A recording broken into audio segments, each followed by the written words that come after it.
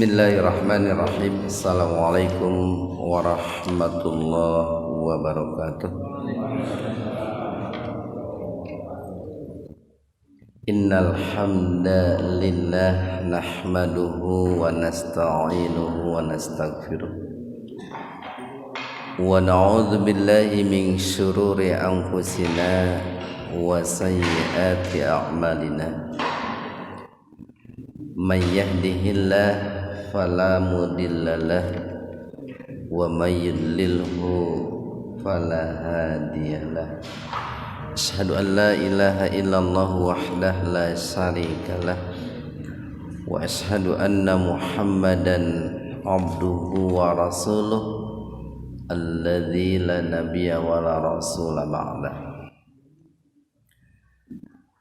Hadirin ikhwatu iman, jemaah Majelis Tafsir Illiyin yang mudah-mudahan senantiasa diberikan keberkahan dan kesehatan oleh Allah Subhanahu wa taala. Kajian tafsir di Majelis Tafsir Illiyin pada kesempatan subuh ini membahas surat An-Nisa ayat 25 halaman 82. An-Nisa ayat 25. Kita langsung saja. Jika dalam beberapa ayat yang lalu pernah kita bahas bahwa sekalipun diperbolehkan seorang wali menikahi seorang perempuan yang ada dalam tanggungannya, boleh menikahi seorang perempuan yang dia rawat, yang dia urus, tentu kalau perempuan atau wanita-wanita yang dalam tanggungannya itu adalah wanita-wanita yang boleh dinikahi,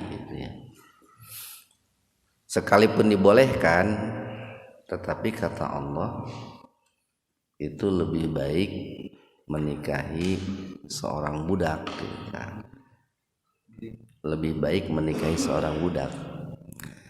Kenapa lebih baik menikahi seorang budak?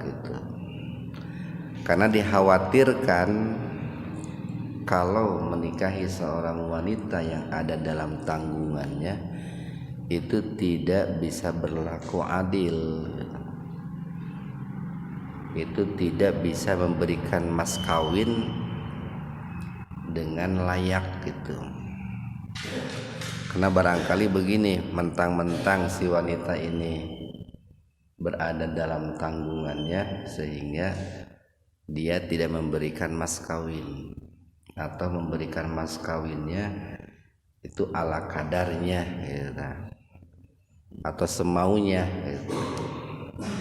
atau dalam perjalanan rumah tangganya itu dia memperlakukan istrinya yang tadinya merupakan anak asuhnya itu dengan semena-mena Nah, maka lebih baik menikahi seorang budak. Tetapi Allah pun mengatakan bila dibanding menikahi seorang budak Allah membolehkan atau menganjurkan untuk menikahi ini. Kalau kalian barangkali masih tidak cukup atau syahwat kita belum bisa teratasi, maka kata Allah itu nikahilah 2, 3 atau 4 Pak. Itu kan tahapannya begitu. Nikahilah 2, 3 atau 4. Nah, sementara di ayat yang ke-25 ini Allah Subhanahu wa taala berfirman, "Waman dan barang siapa lam yastati." Lam belum. Yastati. Istata'a yastati'u itu mampu Jadi barang siapa yang belum mampu minkum, min diantara kum kalian, taula, tol ya, tol, jalan tol. Artinya taula itu ini memiliki rezeki yang lapang gitu, memiliki rezeki yang luas, memiliki rezeki yang panjang lah gitu, atau sederhananya memiliki rezeki yang banyak, atau sering dimaknai ini kemampuan gitu. Jadi barang siapa yang di antara kalian, wahai laki-laki yang merdeka gitu Pak, belum mampu atau belum memiliki rezeki yang cukup, belum memiliki rezeki yang banyak, yang luas gitu. Ayyangkiha, untuk menikahi al-muhsanat gitu. Al-muhsanat ini maknanya cukup banyak ini Pak. Ini termasuk kata ini, kata mustarok ya. Kata mustarok itu kata yang memiliki beberapa arti lah itu, atau memiliki banyak arti. Tergantung redaksinya seperti apa gitu kan. Sehingga al-muhsanat ini bisa diartikan suci lah, perempuan-perempuan yang menjaga kesucian. Bisa juga al-muhsanat itu diartikan merdeka lah, perempuan-perempuan yang merdeka, artinya bukan hamba saya. Bisa juga al-muhsanat itu perempuan-perempuan yang bersuami Pak. Perempuan yang bersuami itu kan perempuan-perempuan yang hakikatnya dia menjaga kesuciannya, menjaga kehormatannya. Jadi walaupun di antara arti-arti yang muncul itu satu sama lain itu berkaitan. Jadi barang siapa di antara kalian wahai laki-laki merdeka, tentu ini kalian di sini orang beriman Pak, yang belum cukup memiliki kemampuan, belum cukup memiliki harta untuk menikahi wanita-wanita yang muhsanat, yang merdeka, al-mu'minat, dari kalangan perempuan-perempuan beriman itu. Mungkin dia belum memiliki rezeki untuk membelikan mahar gitu Pak, atau barangkali dia pun belum memiliki rezeki, belum kelihatan bagaimana untuk menafkahi istri ke depannya gitu. Terlebih-lebih kan di negara tertentu menikahi seorang wanita itu kan biayanya cukup mahal gitu Pak. Beda dengan di Indonesia gitu kan. Di Indonesia kan cukup kusiduru isuk istilahnya.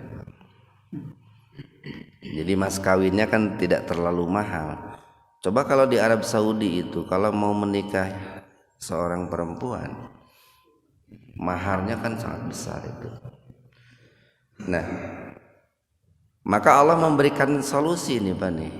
Allah memberikan jalan keluar lah, atau berikan regulasi alternatif nih.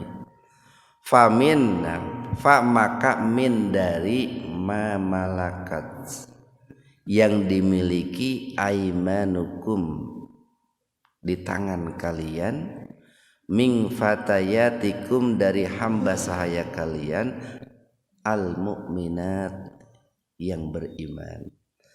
Jadi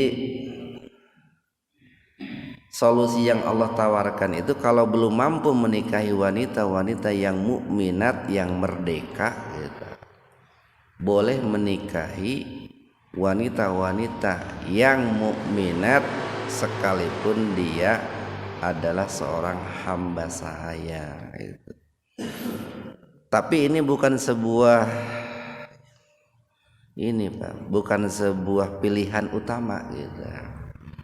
Ini merupakan sebuah alternatif gitu Pak. Karena tadi tidak mampu menikahi wanita-wanita yang mukminat yang merdeka, maka alternatifnya itu boleh menikahi perempuan-perempuan yang mukminat sekalipun dia hamba sahaya. Kalau dikaitkan dengan pembahasan dulu tuh di awal-awal surat An-Nisa, tadi kita katakan bahwa menikahi perempuan hamba sahaya itu lebih bagus bila dibanding dengan menikahi perempuan-perempuan yang ada dalam tanggungan kita gitu. Manakala kita menjadi seorang wali dari seorang perempuan gitu. Mungkin ada anak sahabat kita gitu Pak, kita angkat, kita pelihara, kita jaga, kita rawat. Nah itu lebih baik Pak, daripada menikahi wanita seperti itu lebih baik menikahi hamba sahaya. Tetapi di ayat ini menikahi hamba sahaya itu adalah merupakan alternatif solusi dari Allah manakala kita tidak mampu menikahi wanita-wanita yang beriman yang merdeka. Jadi kalau punya uang Pak, cukup rizkinya itu dianjurkan laki-laki yang beriman itu, mau itu pemuda lajang gitu, mau duda gitu, mau masih muda ataupun aki-aki, nikahilah perempuan-perempuan yang merdeka yang beriman gitu. Jadi kata mukminatnya jadi kata kunci nih Pak. Mau hamba sahaya, mau merdeka, syaratnya satu harus beriman. Jadi kalau kita urut begini nih, syarat dibolehkannya seorang laki-laki beriman yang merdeka menikahi seorang budak itu, satu, kalau dia tidak memiliki rizki yang cukup untuk menikahi wanita-wanita yang merdeka. Ieu teh ari kawin geus hayang gitu tah, geus teu kuat si emen. Tapi kulantaran rezeki tercukup untuk menikahi yang merdeka, boleh menikahi seorang hamba sahaya. Walaupun mungkin untuk konteks hari ini yang disebut hamba sahaya mungkin tidak ada Pak. Karena salah satu tujuan Islam itu gitu, atau salah satu kerja daripada agama Islam itu adalah membebaskan perbudakan Pak. Memerdekakan manusia, itu ajaran tauhid itu kan tugasnya itu. Makanya seluruh nabi dan rasul yang pernah Allah utus ke muka bumi ini, mereka itu memiliki tugas Pak, memiliki tugas untuk memerdekakan manusia. Dulu kita lihat Nabi Musa saja. Nabi Musa itu kan memerdekakan orang-orang Bani Israel dari perbudakan Fir'aun kan gitu. Ajaran Nabi Muhammad pun banyak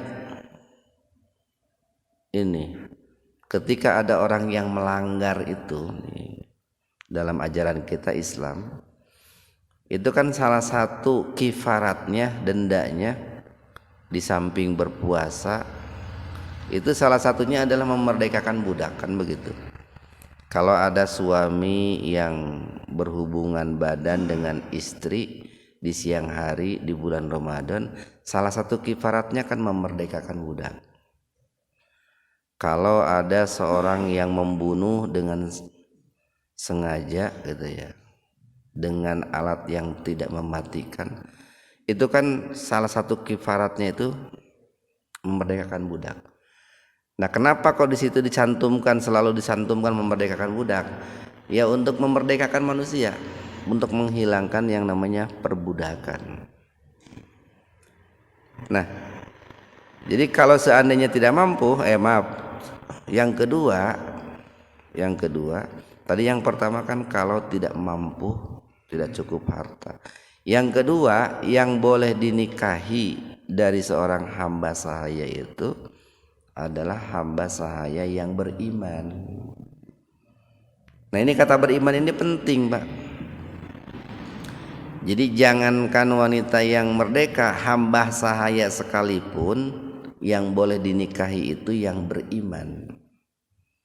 Kalau dia tidak beriman atau belum beriman, ya harus diimankan, diislamkan, dimualafkan gitu Pak. Wallahu, dan Allah itu a'lamu, maha mengetahui, bi imanikum, atas iman kalian atau terhadap iman kalian. Mengapa muncul kalimat ini? Karena begini Pak, boleh jadi seorang budak ya, seorang hamba sahaya itu keimanannya lebih baik daripada seorang yang merdeka gitu. Kenapa? Karena keimanan seseorang itu kan adanya pangkalnya dalam hati. Pangkalnya itu Pak. Kalimat ini muncul sebagai sebuah ini Pak, penghibur dari Allah itu.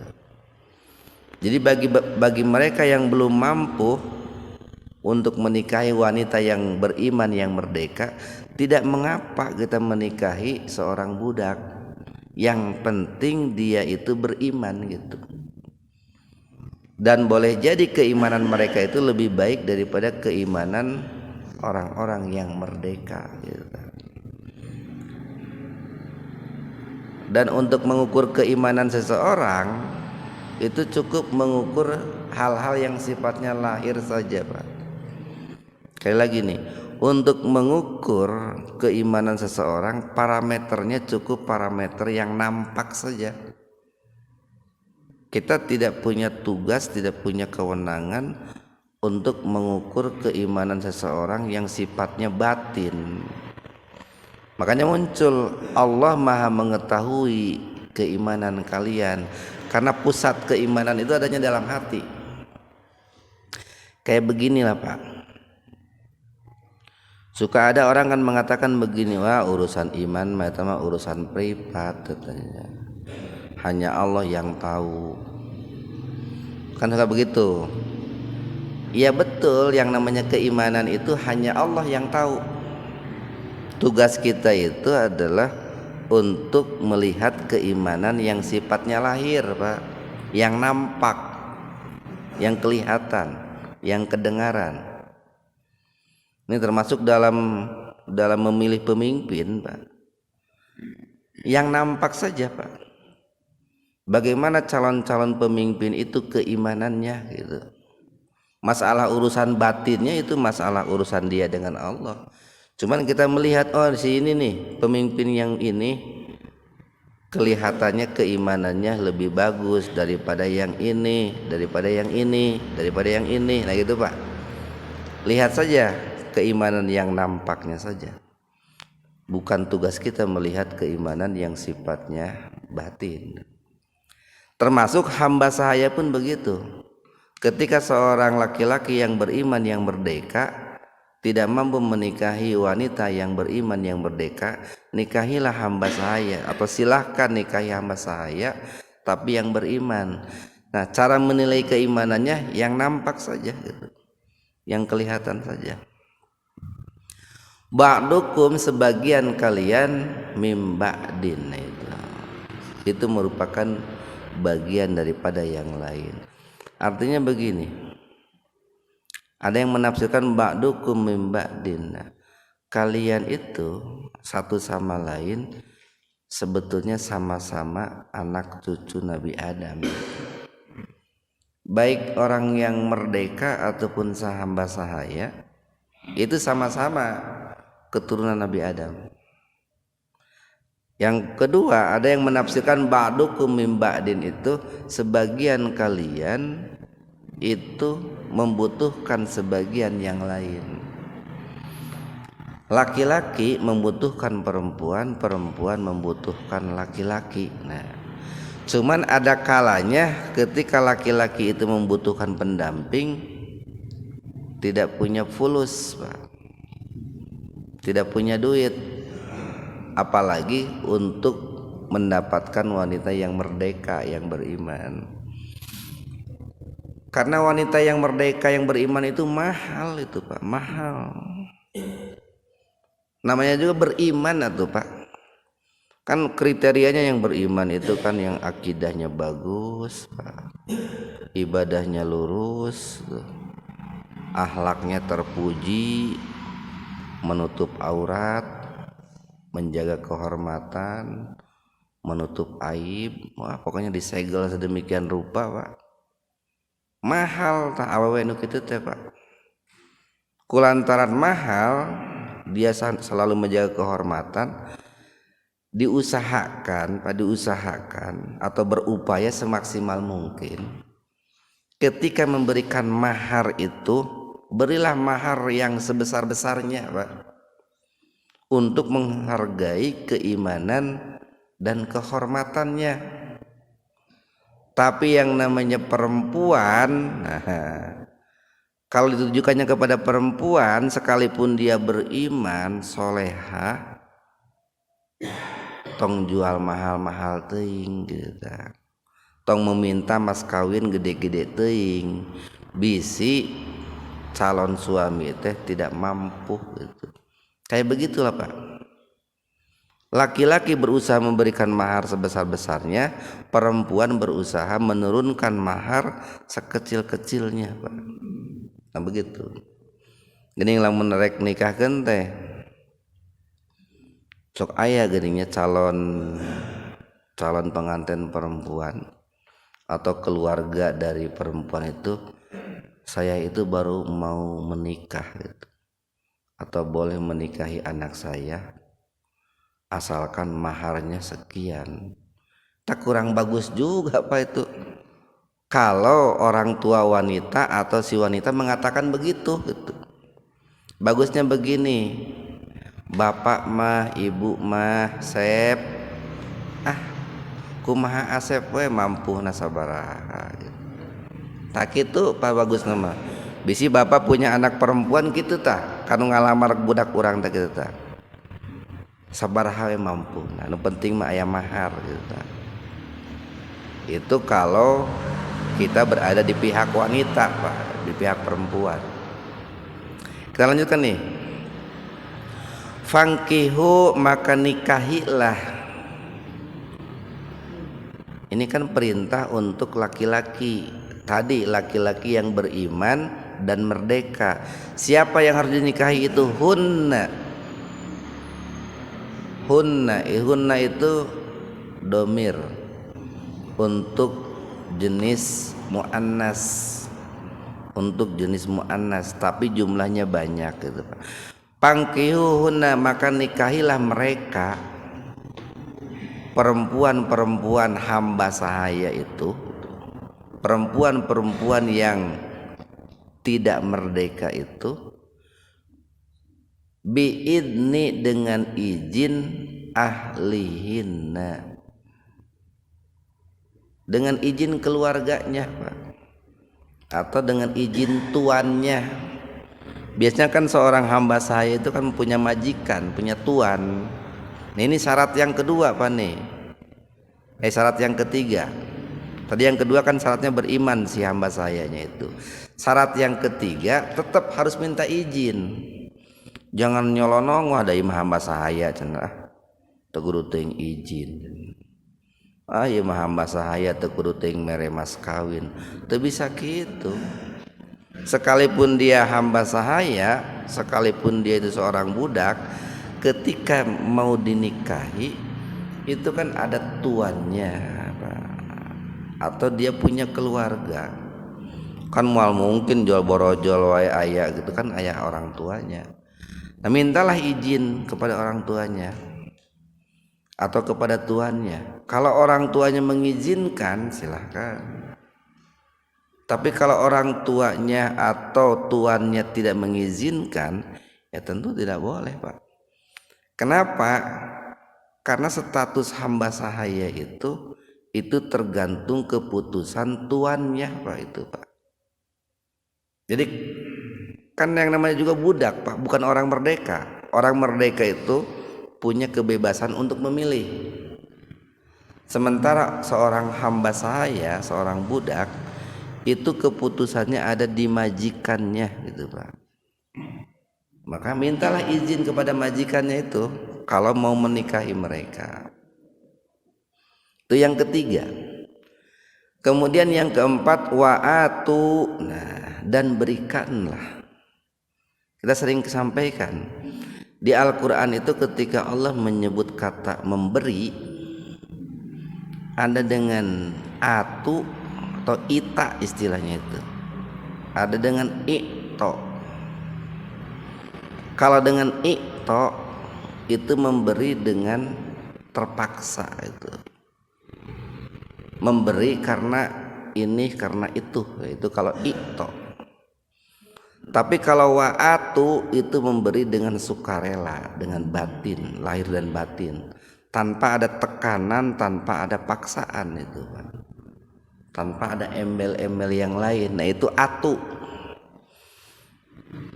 Kayak begini di Al-Quran nih, wa'atul jizyata, nah itu, dan bayarkanlah denda, bayarkanlah jaminan keamanan. Jizyah, dulu kan orang-orang kafir dhimmi untuk mendapatkan keamanan itu, jaminan keamanan, mereka bayar jizyah. Nah itu menggunakan kata i'to. Karena apa? Karena mereka membayarnya itu kan terpaksa. Kayak bapak bayar pajak itu terpaksa atau sukarela? Itu namanya i'to Pak. Tapi kalau bapak bayar sedekah itu terpaksa atau sukarela? Nah, sukarela. Makanya kalimatnya juga wa'atuz zakat. Orang berikan zakat, infak, sedekah, kurban itu harus sukarela itu. Itu salah satu keunggulan Al-Quran itu begitu Pak. Jadi wa'atu, dan berikanlah secara sukarela dengan senang hati gitu. Hunna, kepada mereka hamba sahaya yang beriman, ujurahunna. Ujur itu ini mas kawin Pak, mahar. Berikanlah kepada mereka maharnya itu bil ma'ruf, dengan cara yang ma'ruf, dengan cara yang baik, sekalipun mereka itu hamba sahaya. Nanti kan perlu dijelaskan yang dimaksud dengan cara yang ma'ruf itu, barangkali tadi sekalipun dia hamba sahaya dan sekalipun kita tidak punya uang, tidak punya cukup uang, ya berusahalah semaksimal mungkin, semaksimal dalam ketidakmampuan gitu Pak. Yang kedua, ketika memberinya pun berilah dengan baik, dengan ucapan yang baik, yang sopan, yang menyenangkan, kan begitu. Atau barengi dengan minta maaf gitu. Duh maaf nih, mampunya segini, mampunya sekian gitu. Muhsonati, nah tadi muhsonati dengan tujuan untuk menikahi, dengan tujuan untuk mensucikan. Jadi begini, seorang hamba sahaya ketika diberi sejumlah uang oleh laki-laki yang merdeka, itu tujuannya bukan untuk jajan gitu Pak.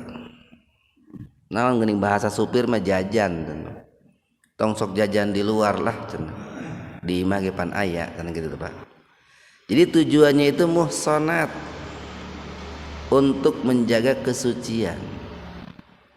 Makanya yang diberikannya itu bukan dalam rangka untuk menyewa Pak. Ini saya sewa kamu semalam, ini saya kontrak kamu 1 bulan, lain begitu. Tapi yang diberikannya itu adalah sebuah mahar, sebuah mas kawin. Tujuannya itu muhsonat, untuk menjaga kesucian, menjaga kehormatan. Goiro, bukan musafihat, bukan ini, bukan pula untuk berzina, atau bukan pula seorang pezina. Ada yang menafsirkan begini, muhsonat itu adalah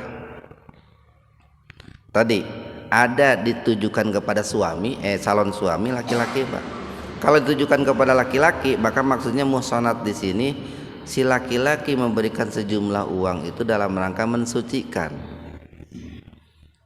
dalam rangka menjaga harga diri dan kehormatan. Tapi kalau ditujukannya kepada perempuan, muhsanat di sini adalah bahwa di samping hamba sahaya itu seorang mukminat, dia pun hamba sahaya yang menjaga kesucian.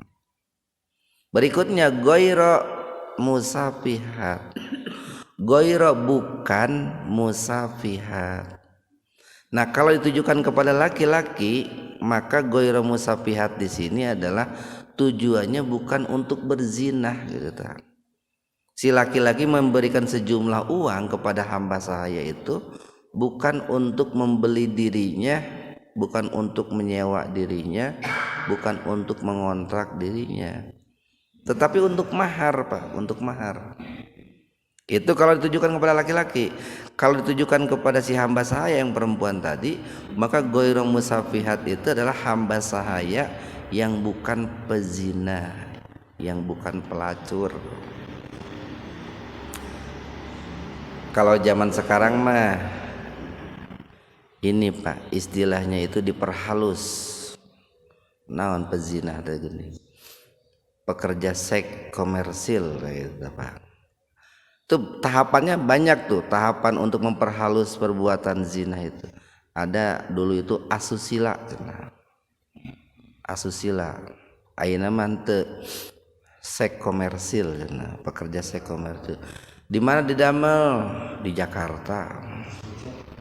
Naon damelanna? Iya, pekerja seks komersil. Itu sebetulnya ini apa ya? Salah satu jerat setan, ranjau setan dalam rangka menyesatkan manusia itu. Tasmiyatul asya bi ghairi ismiha, itu apa namanya itu? Menamai sesuatu yang buruk dengan nama-nama yang indah biar terkesan bagus gitu. Kan namun disebut pekerja seks komersil kan keren gitu, Pak. Berarti dia bukan pengangguran, tapi pekerja. Kesannya kan bagus. Kayak bunga kan, kayak riba disebut bunga kan begitu, Pak. Kalau disebut riba menakutkan kan. Tapi kalau disebut bunga harum, wangi, semerbak kan begitu.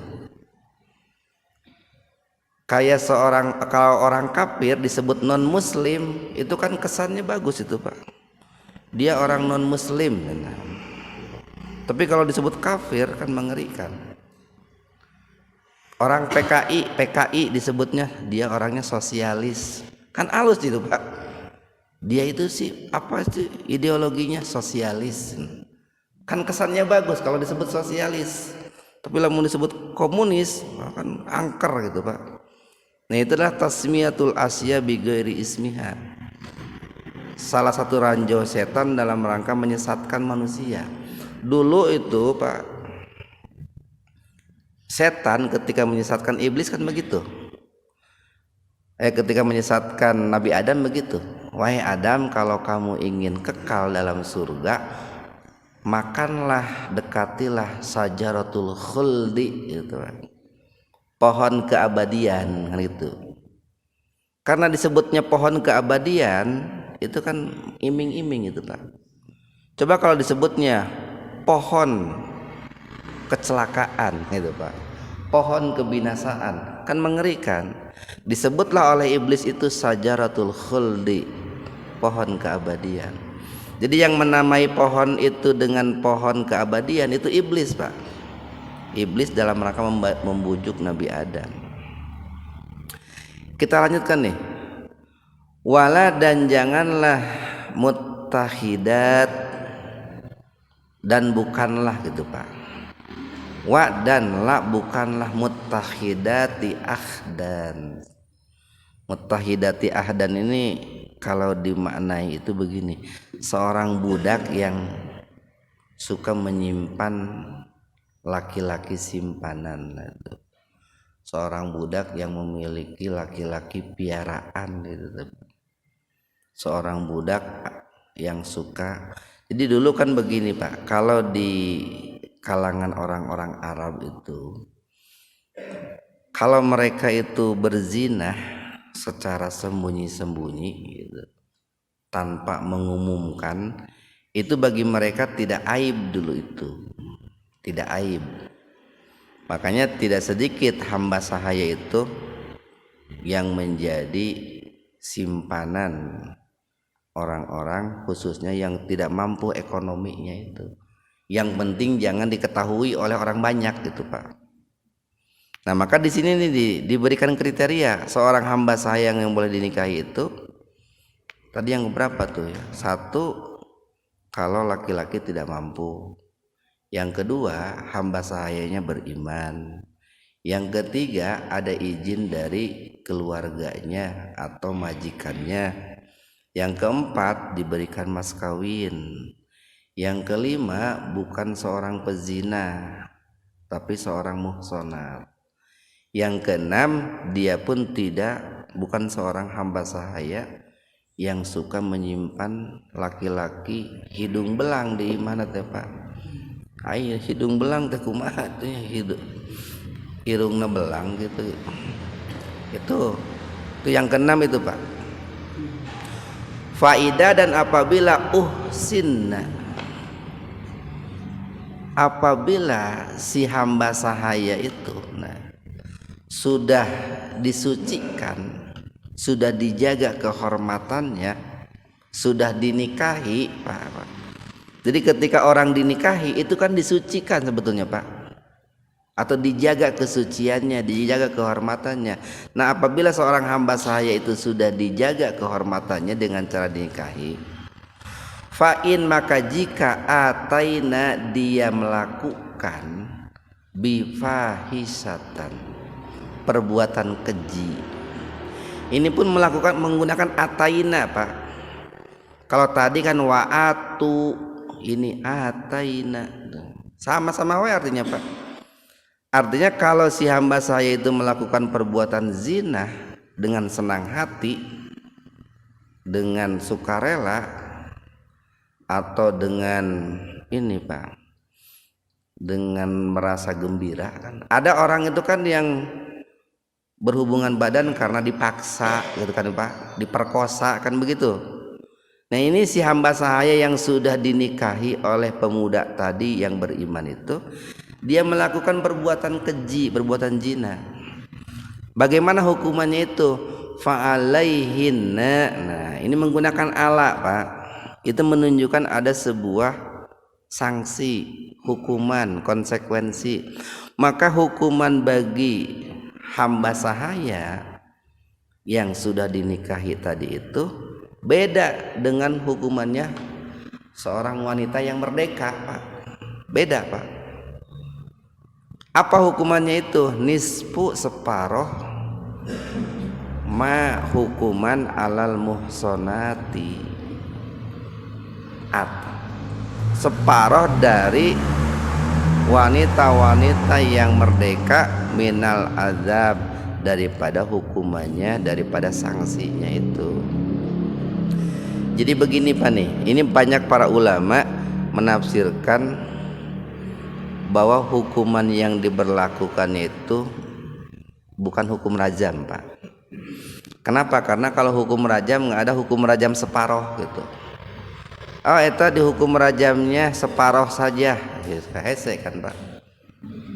Makanya ulama menafsirkan bahwa yang dimaksud dengan hukumannya separoh daripada wanita yang merdeka itu begini.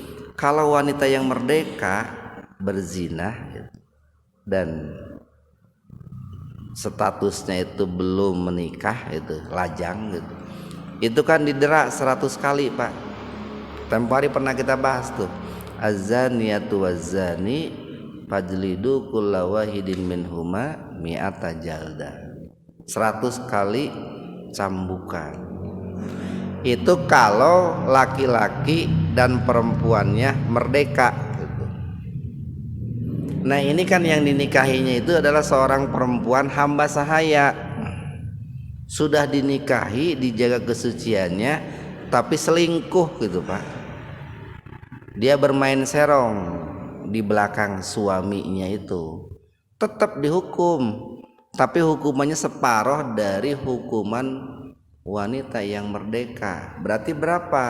50 kali, Pak. Dihukumnya itu 50 kali, separuh ya, separuh dari wanita yang merdeka. Separuh dari 100 itu ya. Kenapa kok dihukumnya separuh? Kan kedudukannya juga separuh. Jadi orang yang seorang hamba sahaya itu kan separuh dari orang yang merdeka, Pak. Derajatnya itu. Nah, karena derajatnya juga separuh, maka hukumannya pun adil, separuh juga gitu, Pak. Separuh juga. Entong kieu ai derajatnya separuh ari hukumanna disaruakeun gitu. Jadi mereka mendapatkan hak separuh, kewajiban pun separuh juga. Nah itu, Pak. Tapi sekali lagi nih, ini adalah solusi alternatif manakala seorang laki-laki yang beriman, yang merdeka, belum mampu atau tidak mampu menikahi seorang perempuan yang beriman, yang merdeka. Boleh menikahi budak dengan syarat-syarat tadi. Nah makanya muncul kalimat ini nih, dalika yang demikian itu liman, bagi siapa? Bagi laki-laki yang merdeka, yang beriman, khosiyah yang takut al-anat itu. Anat itu asal artinya, arti asalnya itu adalah perbuatan yang menimbulkan kegelisahan gitu, kegundahan, kekhawatiran. Arti asalnya begitu. Makanya di Al-Quran sering dimaknai al-anat itu ada yang menafsirkan dosa, ada yang menafsirkan zina, Pak.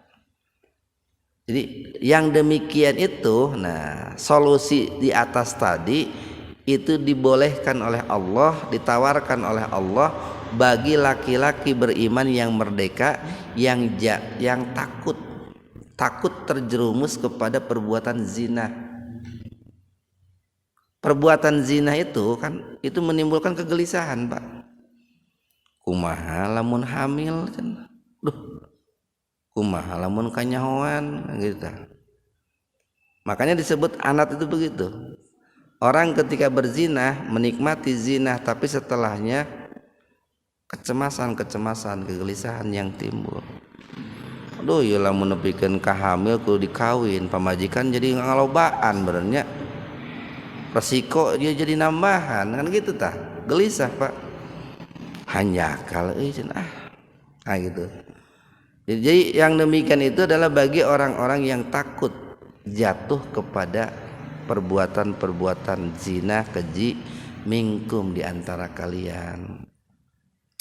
Nah, kenapa kok menikahi seorang budak itu bukan pilihan utama gitu kan? Tapi boleh dikatakan itu sebuah keterpaksaan, Pak. Lamun teu mampu teuing kan tadi. Karena begini, ketika seorang laki-laki merdeka ya, seorang laki-laki beriman yang merdeka menikahi seorang hamba sahaya sekalipun dia beriman, itu nanti keturunannya itu hamba sahaya, Pak, gitu, Pak. Keturunannya itu, anak-anak yang dilahirkannya itu statusnya akan menjadi budak terus, Pak. Berarti kan perbudakan bertambah terus, semakin banyak. Nah itu kenapa salah satu bukan pilihan ideal lah menikahi seorang budak itu. Kalau mampu mah jangan lah gitu. Tapi kalau tidak mampu tidak mengapa gitu, Pak. Tidak jauh beda kayak begini, Pak lah. Orang-orang sahat dan ayana tadi si Yahudi, Pak. Si Yahudi Zionis itu sebetulnya jumlah orang Yahudi di dunia itu sedikit, Pak. Sedikit. Tapi gerdekawani seetik oke. Cuman orang-orang yang berotak Yahudi banyak gitu, Pak. Kayak di Indonesia lah, orang PKI itu sedikit, tapi orang-orang yang berotak PKI banyak kan gitu, Pak. Nah, kenapa gitu? Kenapa? sedikit, karena mereka baru bisa bertambah kalau ada orang lain yang menikahi kelompok mereka, Pak. Jadi kan pernikahan orang Yahudi itu sama dengan orang Yahudi. Orang luar tidak bisa disebut orang Yahudi gitu, sekalipun otaknya otak Yahudi, Pak. Pokoknya nih Muhaimin nggak bisa disebut Yahudi, sekalipun pemikirannya pokoknya Yahudi. Kecuali kalau saya menikahi keturunan orang Yahudi, Pak. Jadilah saya itu anggota orang Yahudi. Sama kan begitu. Kayak di kita kan ada suku mana gitu ya. Kalau di suka ada suku di Sumatera itu kan ada suku Nasution gini, kalau di kita itu Pak ya. Marga itu. Marga. Itu kan menikah dengan sesama marga mereka. Di luar mereka kan tidak bisa masuk marga itu, kecuali kalau orang luar menikah dengan marga mereka, barulah bertambah kan gitu, Pak. Itu kenapa lambat perkembangan atau lambat membesarnya sebuah marga atau tadi sebuah ideologi kayak atau agama Yahudi itu begitu. Nah, begitu pula ketika seorang laki-laki yang merdeka, kenapa bukan pilihan utama menikahi seorang hamba sahaya? Karena kalau menikahi seorang hamba sahaya nanti keturunannya pun adalah hamba sahaya lagi, Pak, budak-budak lagi. Maka kalau mampu mah nikahilah perempuan yang merdeka, biar budak yang dilahirkannya pun statusnya merdeka, bukan hamba sahaya, gitu Pak. Jadi itu makanya muncul kalimat dali kaliman khosyal anat minkum, ngan daripada zina mending dinikahi wae sekalipun hamba sahaya gitu Pak. Wa ang tasbiru, dan jika kalian bersabar, dalam arti bersabar teh saya mah menikahi wanita yang merdeka tidak punya uang gitu Pak. Kalau menikahi hamba sahaya, nanti anak-anak saya jadi hamba saya, jadi budak. Saya lebih baik bersabar saja. Bersabar di sini dia berikhtiar mengumpulkan uang untuk menikahi atau mendapatkan uang buat mahar menikahi seorang wanita yang merdeka, Pak. Jadi barang siapa yang bersabar tapi dengan ikhtiar, tentunya sabar yang benar itu khairun, itu lebih baik lakum bagi kalian. Wallahu, dan Allah itu ghafurun, maha pengampun, rahimun, dan juga maha penyayang. Mudah-mudahan ada manfaatnya untuk kita semua. Subhanakallahumma wa bihamdika asyhadu an la ilaha illa anta astaghfiruka wa atubu ilaik. Assalamualaikum warahmatullahi wabarakatuh.